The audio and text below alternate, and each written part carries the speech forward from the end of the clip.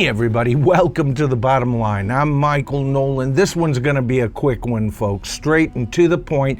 But the reason that I'm making this video today is that, Disney is coming up with this new Beatles project, right? And evidently what they're going to do is they are remastering and improving the sound and the picture quality of the original Let It Be, and they're going to be releasing it on May 8th here in 2024. My question is, why?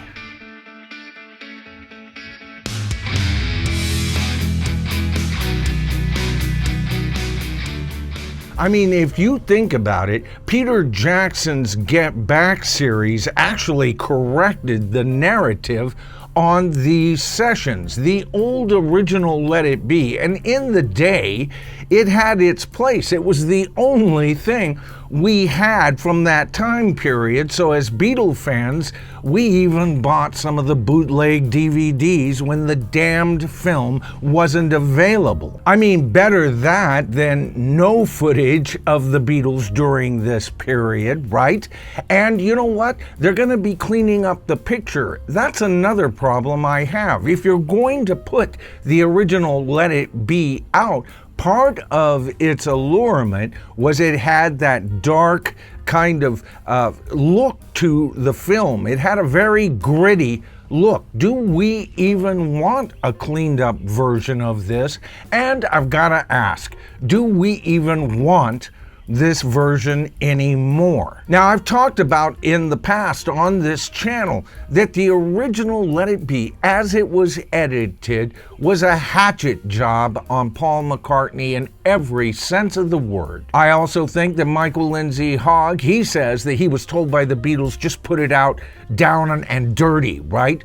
I think he was pissed at the Beatles because he didn't get his way in almost everything that he tried to attempt to do in that film. The rooftop concert performed at the end of the film was their answer to his wish that they actually film in an abandoned Roman amphitheater in Africa. Ringo was going to have none of that, and this was their answer. And you can see it, especially with the additional footage in the Get Back series, that Michael Lindsay Hogg was frustrated to no end, and I think that served as part of how he allowed that film to be edited. Now, like I've said in the past, when this film first came out, I went to see this film every single day, sometimes 3 times a day for its entire run. That's how important the Beatles were to me. And years later, I even bought the bootlegs of this film because you just couldn't get a copy. But you know what? I still have those bootlegs, and I've not looked at them since Peter Jackson's Get Back release. And the reason is that this original edit, this original form of Let It Be, in my eyes anyway, was nothing more than a narrative that 3 of the Beatles wanted to propagate and 1 not necessarily so. I don't know why Paul McCartney would be okay with this particular cut coming back out to the mainstream. Maybe he feels that since Peter Jackson has provided us with 8 hours of one perspective, he can at least allow this other perspective. But you know what? I want to hear from you guys on this one, because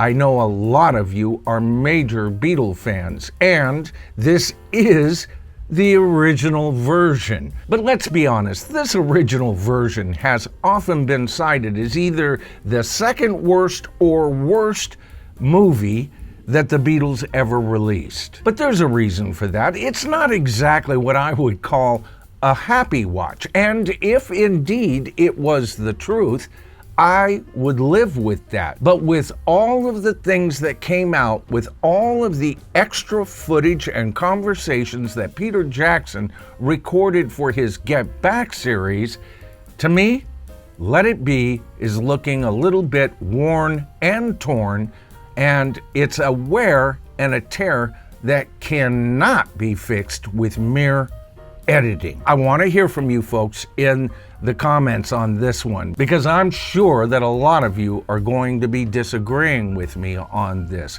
but I just don't see a need for this film anymore. All right, folks, that's the video for today. I hope you enjoyed it. If you did, please give it a thumbs up. That helps the YouTube algorithm better identify the video to a larger audience. And if you haven't subscribed to this thing that we're doing here, all you have to do is hit that subscribe to the tribe button, tap that top bell icon. You got to do that, and you'll be notified of all my future videos. All right, I'm Michael Noland. This is The Bottom Line, as I see it. In the comments, sometimes you guys see it a bit differently, don't you? And it's in the comments where we are the tribe.